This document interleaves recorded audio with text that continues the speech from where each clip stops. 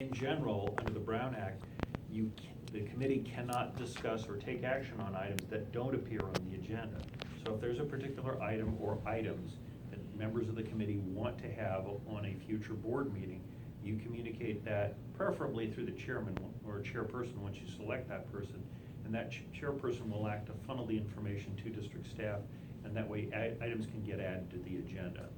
So if you want to go and tour a particular school, which you have, and see the construction or changes underway, that's something for the committee to communicate to staff is, hey, we'd like to have at least part of the next meeting at school X. I won't identify particular schools because there's lots of them. And say, we'd like to go see the actual work. We'd like to see the money being turned into the hardscape facilities at that school. Or if you want to discuss another particular topic, let's say you want to discuss the Department of State architect and the process for school district approvals, which is a boring topic, let me tell you. But that's a topic you may want to inquire about. It has to be put on the agenda. Also, you'll notice, as Tuan covered item 4, public comments. At any meeting of a body such as this, the public has the right to appear, attend, and ask questions or provide comments. Now, it may be that if they ask something or present something that's not on the agenda, that the committee is not legally able to respond at that time. In that case, the committee can refer the questions, if you want to staff and say, would you please answer those, in the course and scope of business, or the committee can say, that's a good point, let's bring that back at our next meeting. But generally, you cannot get into a dialogue with that person or asking the questions or presenting the issues unless it appears on the agenda. Again, the agenda is kind of the four corners of what you can talk about at any particular meeting. The last item of principal important of the Brown Act is the committee should not be deliberating or making decisions outside of the public meeting forum. And let me give you 2 examples of how that can occur. Many years ago, we had another Citizens Oversight Committee for another school district, and showed up, and there were 7 members, and one of the members was just super excited. He was just super excited. He said, this is so great. I'm going to share all of this information on my social media page, and we're going to have discussions on this every day. And I told him, no, you're not. Because the process of using social media as a methodology for deliberations or discussions by a legislative body, which this committee constitutes, is one of the things that's prohibited by the Brown Act. In other words, he could put issues on social media, but if other members of the committee started to visit his page, ask questions, and interact with each other outside of the meeting forum, that's prohibited. The other thing is, and when I do my Brown Act presentation, I have 2 icons that appear on the screen. The first icon is the reply to all button that you see in all your email. And the next icon is the little yellow exclamation point warning triangle. So you may get emails from Tamara time to time, and that's fine. That's a one-way flow of information. What you should not do is start replying to all the other COC members and say, I have a question about this, and all of a sudden you have an email thread going back and forth with various members weighing in on issues. That's another example of what can be prohibited by the Brown Act. Now, that's not to say that members of the committee can't interact on issues outside of the committee's purview. If the 7 of you decide you want to go to an Angels game and sit next to each other and talk about baseball, live it up. That's just an example. But when you start talking about matters within the purview of the Citizens Oversight Committee, that's where the Brown Act starts to potentially come into play, and that's where the little warning sign should light up next to your head saying, should we be discussing this outside of a meeting forum? That is the Brown Act in a thumbnail description. Again, I've condensed a lot of it. We have a paper in your notebooks for you, but the major thing is to just be conscious of it as your committee members. And most time committee activities and committee deliberations are not the kind of thing people go out of their way to go discuss with other people. They say, okay, we'll wait till the next meeting, we'll talk about it then. So again, it's mostly just about consciousness raising in terms of keeping in mind the fact that you are a committee member and how do I interact with the other committee members. Questions? Are there going to be closed sessions for us to discuss items? I would, In the 20 years I've been representing citizens oversight committees, I've done 2 closed sessions ever. In general, most of the closed session exceptions, a closed session, by the way, for the rest of you members, is a session where the committee meets with either staff or legal counsel on a limited number of exceptions, and the public can be excluded. The number of those exceptions is fairly limited, and for the committee, it's an extremely small subset. The only times I've ever done that was where one committee wanted to essentially ask a personnel issue, and the principal context of the closed session was telling them, you don't have jurisdiction in that area, so we can't answer those questions. And that really had very little to do with the bond measure as a whole. But again, closed session environment, Citizens Oversight Committee, extremely rare. I wouldn't anticipate that would be needed. Okay, thank you. Sure. Any other questions? Yeah, so if I had a question that was outside of what's listed on the agenda, would it then get agendized on the next meeting? Or if I'm asking for additional information that's maybe not directly related to what's on the agenda, I'm just trying to understand. Okay, if you had a question or a matter that came up during a meeting or in between meetings, and something you wanted to have discussed by the Oversight Committee, and it's within the jurisdictional purview of the committee, what we would the recommended process is, once you elect a chairperson, is you forward that question to the chairperson. The chairperson then hands it back to staff and says, let's put this on the agenda for the next meeting so it can be discussed in a public meeting environment. That's very common. If you have an individual informational request, again, you could hand that off to the chairperson, and the chairperson can say, well, nobody else wants that, but we can hand it back to you as an individual.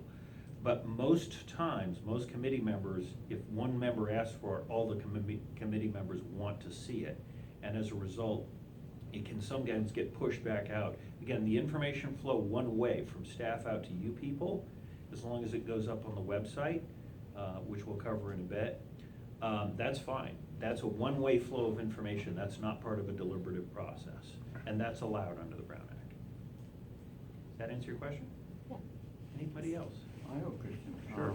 Because this is my first meeting of school board. I'm not familiar with your procedures and terminology, so you have to excuse my ignorance. That's okay. So now the question is, if a friend of mine, a neighbor of mine, whose child goes to a school in a district, asks me some question which I think is being discussed inside here, am I supposed to talk to him about it or not? On an individual basis, you can interact with members of the public to your heart's content. Okay, got it. So you can say, yes, we discussed that, and the information's on the website, or if you don't know, you can say, look, there's Dr. Sue, let's forward that question to her. Okay, got it. Thank you, sir. Because most times, big questions are gonna wind up on her desk. That's what she does. Any other questions on the Brown Act before we move on? Okay, second item we're gonna cover is, and this doesn't occur very often, is conflicts of interest. As members of the committee, and there's a paper on this topic also, you are semi-public officials, you're not elected, but you still have certain decision-making powers that may affect the district. As a result, certain of the state's conflict of interest laws will affect, all of you in certain circumstances.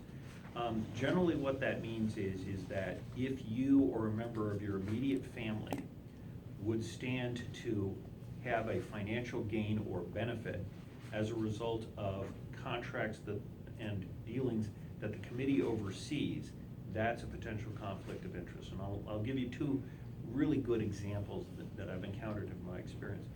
Number one was, we had a school district, they're all school districts, where one of the members of the Citizens Oversight Committee was a design architect, a very good design architect. And she was a equity partner in a design firm. And so she got onto the Citizens Oversight Committee because she had knowledge of architecture, she had knowledge of planning, she even knew about how the state planning process for school districts work, because occasionally there's firm did work for schools. At the time she came on the committee, her firm was not associated with the relevant school district in any way. A year later, guess what? School district is now about to let out proposals for design of a high school. And this is a $100 million project. This is a completely new high school, frontline high tech. And her firm decided, well, we'd like to bid on that design proposal. And I got the call the next day that says, gee, her firm is going to bid through the proposal process. And I said, yeah, that is a pretty definitive conflict of interest. She can do one of two things. She can either recuse herself as a member of the committee until the whole design process is done, which was going to be about 18 months. Or she can decide she doesn't want to be, doesn't want to stay on the committee. So they presented her with those two options, and she promptly resigned from the committee because she did not want to limit her firm's ability to go for that proposal. But that's an example of if her firm had gotten the work from the school district, they would be getting money, and as an equity partner, she'd be getting profits personally as a result of a contract with that school district, where she would also be in the Oversight Committee. One of the other things is Citizens Oversight Committee members cannot be employees, vendors, or contractors with the school district. So if any of the members ever become a situation where you might be an employee, a vendor, or a contractor with the school district, that would prohibit your continued membership on the committee. One of the questions I have been asked is, we had a situation where we had a Citizens Oversight Committee member, and her husband got hired by the school district as a teacher. Now, that is not specifically prohibited. That wouldn't force her off the committee because she's not the employee, vendor, or contractor. But what we told the district is legally you're not prohibited, but if that ever daylights, it may politically look very, very, fishy to a lot of people. She decided, I'd rather have my husband have the job with the school district, and she resigned from the committee because she just didn't want to be faced with the situation. Legally, she didn't have to, but she made that decision because she felt it looked better for the school district. The third example I'm going to give you is school district goes out for a proposal for a new set of phone systems at 3 schools. This is a large contract. It was about $2 million to replace all the switching equipment and phone gear at 3 large high schools. So it's a lot of work. And one of the bidders was, unsurprisingly, AT&T. Well, it turns out that one of the COC members was an employee of AT&T. And he, as soon as he found that out, he picks the phone up to the business department and says, what do I do? And the questions we asked him were, number one, are you an equity shareholder in AT&T? And he said, certainly not, I'm a line employee. And he said, does your job have anything to do with the vendor work that AT&T is pitching to the school district? He said, no, I'm a remote troubleshooter, and my principal area of service is the Midwest. So he telecommuted. So he's sitting at his computer working out issues with switchings and communications, in the St. Louis, Kansas City, Chicago area. So he's not even working in California. And what we said is, if you're not an equity person, an equity holder, you're not going to be financially influenced by whether or not AT&T gets the contract or not. You still would be in an oversight situation. What do you want to do? And he said, I'd like to stay on the committee, but while the selection process for AT&T is made, in other words, choosing who would be the winning bidder is made, I'm going to not attend COC meetings. Well, it turned out the process fell between 2 meetings, the bid process and the award of the contract. So he came back to the next meeting, and he was as tough on AT&T as he was on anybody else. Again, we have a paper for you in the notebook. In general, most people are pretty aware of whether or not they would do business with the school district or one of the school district's contractors who would do Measure BB work. Yes, sir. I'm sorry, maybe this is kind of off topic, but are the employees involved in the procurement certifying they don't have conflicts of interest of any vendors also? There's those, district employees, such as, Dr. Sue, Tuan, all have to file conflict of interest forms. Okay. So that's a different process than affects this committee. You're not at anywhere near the level of scrutiny they are. They fall more under the microscope, and they have to file, I don't know, do you file 700 or 720? 700s, okay. There's a specific state conflict of interest form to cover all of that. And there's a different set of rules for school district employees as opposed to the members of the committee, because you're not making expenditure decisions, and they potentially are. So the level of scrutiny is much stricter for a district employee as it would be for committee members. Does that answer your question? Yes, sir. Okay. And I'm not a sir, I work for a living. You don't have to call me sir. Mary's heard that before. Any other questions on conflicts? So what should we call you? You can call me Bob if you want to. Yes. Thank you, sir. Okay, well, let's go to the third topic, which is the purpose and functions of the Citizens Oversight Committee, and we have a paper for that also. If I can quote from the paper, and this is one that says, purpose of the Citizens Oversight Committee, as it's subtitled. And really, the principal purpose of the Citizens Oversight Committee goes to what the superintendent said. It's to help inform the public and essentially keep a level of trust with the public that the Measure BB bond funds are being spent on the projects, which we'll get to, that the voters authorized as part of approval of Measure BB. That is your principal job, if you will. There's a number of sub-items and things that you guys get to look at, but the number one thing, well, two things that you want to look at. Attached to that purpose is the facilities project list, which I think is 6 or 7 pages. And it lists the various projects on which the school district may spend Measure BB bond dollars. And just by way of reference, we're currently anticipating that the first series of bonds, ballpark $64 million net to the construction fund, will be actually issued in late August or early September. I think we were talking right after Labor Day is when that money will actually land in the account. And we'll probably have a lot of information for you on the bond sale at your proposed September board meeting, or the committee meeting. Now, This was on the board schedule a couple meetings ago? I'm sorry. yes, we did, the board approved what's called the resolution of issuance for the issuance of the Series A bonds. I think you were at that meeting. And so, again, that money will wind up in a fund that by law is held by the county treasurer and the county office of education. The district then draws on that money to pay for facilities costs. The facilities costs, as I said, for Measure BB are included in the project list. That project list forms the outer edges, if you will, of what the district may spend money on. Now, the project list was put together based upon the expectations and projections set out in the district's master plan, which Tuan is going to cover in a little bit.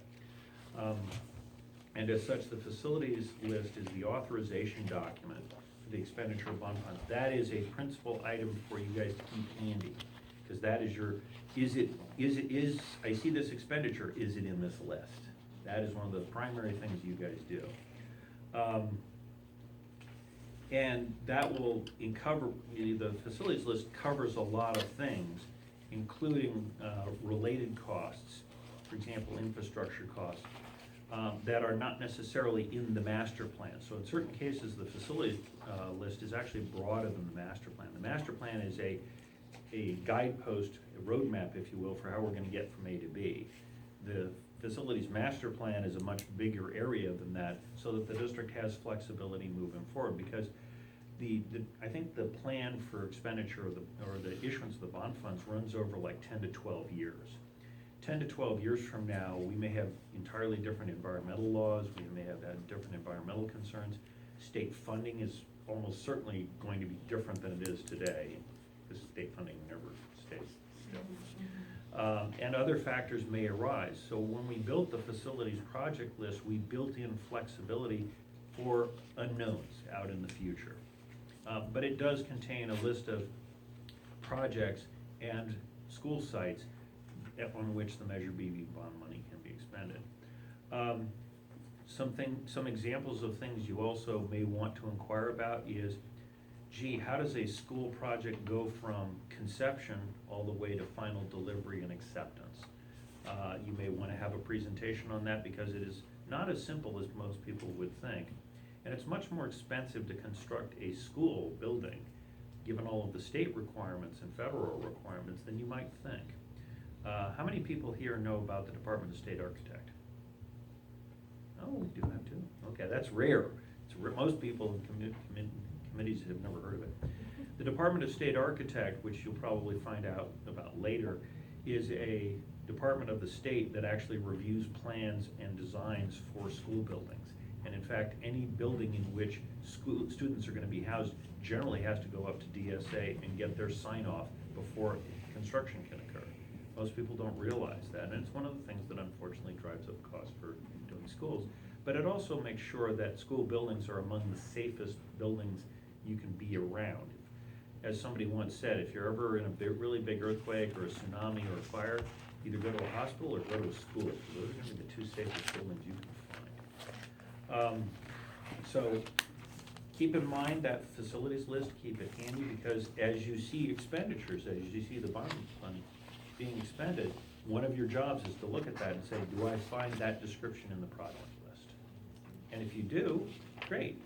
When you don't, and those are very rare circumstances, the committee sticks its hand up and says, excuse us, I don't see this here on the project list.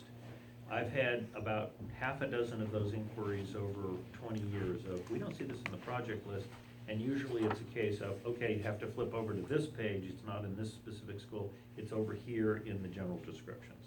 And then it's like, oh, okay, there it is.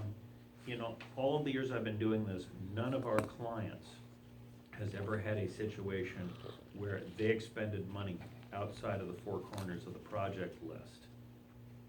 So the school districts take this very seriously. And again, the project list was written to be broad in order to cover for future contingencies. The other things you can do, you can ask to go on tours and actually go and ask to see the project work done. You will be getting reports of, gee, these are the expenditures we had in these months, these are the projects, this is the status of these projects, this is when we expect to complete them. That's something you should expect to start putting in your notebooks. And yeah, it's not the most exciting thing in the world. It's like looking at balance sheets. So if you're expecting an exciting job, you may be a little bit disappointed. One of the ways to look at this, and this is an analogy I frequently use with citizens oversight committees, is the committee's job is analogous to an engineer sitting in the caboose of a train. It is not the engineer's job to decide which track the train is going to go down, how fast the train is going to go, or the composition of the train. All of those decisions lie with the school district's Board of Education. Your job really is to look for stuff falling off the train. That's just my simple analogy, and I find it to be reasonably effective because most people can get their brains around that. Question? Are the expenditures gonna be sent to us as they are approved by the board? Are we gonna be given that information so we can look into it and be prepared for when we do have our meetings? That's really kind of that's an issue for the committee and staff to sort out. Okay. Some committees like to have a big package delivered maybe 2 weeks in advance of each meeting. Some committees prefer to have like a monthly sheet sent to you. Okay. But again, if you get periodic sheets, be cautious of the Brown Act limitations on discussions. You can write down a whole batch of questions to bring to the board meeting. You can contact the chairperson to say, hey, I see this expenditure on this school and I have questions about it, so let's make sure it's on the agenda. So if we see something, then we discuss it in our committees. Yes. So we would never have to go to a board meeting unless they invited us and wanted us to speak there. Well, one of the things the committee is charged with is once a year, you have to provide a status report or a Citizens Oversight Committee written report. And these range from from 6 or 7 pages with the necessary findings to one of our districts has staff prepare a very extensive listing of all of the things that they review. So they have the list of all the committee meetings, and then they have attached to it all the documents the committee was provided. So it ends up being about maybe about an inch thick, and they present that to the board every year. Even though the board usually is seeing the same expenditure reports, it's one of the things they felt was necessary because they want to put it on the website and let the public know. Different committees interact with different staffs as they choose. And that's really an issue. Again, this is your committee. Mhm. This committee belongs to you. So how you want to work that out, once you elect a chairperson and interact with staff, is up to you guys. Okay. Different committees handle that differently. Okay, appreciate it. Yes, sir. I don't know if I'm jumping the gun. Relative to social media, the posting of our work product, is that going to be done by tomorrow? And will it be the committee that says tomorrow this needs to go in? Again, how is this committee's efforts going out to the public? You actually got right ahead of my next topic. Oh, good. Okay. One of the things the law requires is that the school district maintain a Citizens Oversight Committee website or website set of pages. On that website will be your agendas, so people can find them. There will be minutes of your meetings. There will be reports and documents that you receive, you as a committee receive. And if the committee chooses to do an open letter to the community or a letter to the school district board saying, hey, we found this, or hey, you're doing a great job, those can also go on the website. So the three things, agendas, minutes, and reports, must go on the website. Whatever else you want as committee members to put on the website, if you vote for it and say, hey, we'd like this open letter to be able to put on the website, that's your choice, because that website really belongs to the committee. The district is obligated to maintain it, but it belongs to the committee. Now, in terms of individual social media posts, and the website is really not social media, it's really an informational page. That was a misnomer on my part, Yeah, sorry. that's okay. What individual committee members choose to say on social media is really up to them. Again, just avoiding the deliberative process where the Brown Act will snap shut around your ankle. So just, again, caution in terms of interacting among yourselves. I just want to add one more thing. One of the things that our board had approved was to hire a communications officer. And that's like a public relations person who will be gathering the information from various committees and things going throughout the district. And I expect that person, I will expect the person to help us to update the information on our district's website as well. And if you want to have that person come and make a presentation to the committee about what kind of information is going out, Yes. that's certainly something you can ask for. And say, we'd like to have information presented to us as the Oversight Committee relative to the bond projects and, communication with the public. Any other questions that I can answer? I'm gonna turn it over to Twan, who's gonna talk about the exciting building stuff. Thank you, Robert. So, you just covered on the Brown and conflict of interest in your charge, basically, right, why we were here. So you understand your role. But part of it is, I would like you to be familiar with the master plan, right? So in your packet, there's that booklet, and if you find yourself can't sleep, some night, just turn those pages and enjoy either the way, or you can contact us, and we'll be more than happy to go over it with you. But tonight, it's a summary of basically the facility master plan and what was presented to the board, and also, the communities for approval when they approved Measure BB back in November. Quickly in your binder also, there's a district profile. So take a look at that. Lots of information about the district, so that should be useful to familiar yourself with the district and who we are and who we serve. But quickly, we have 30 schools, 5 high schools, 16 magnet schools, 5 elementary schools, 5 middle schools, 19 elementary, and 1 adult school. About 20,500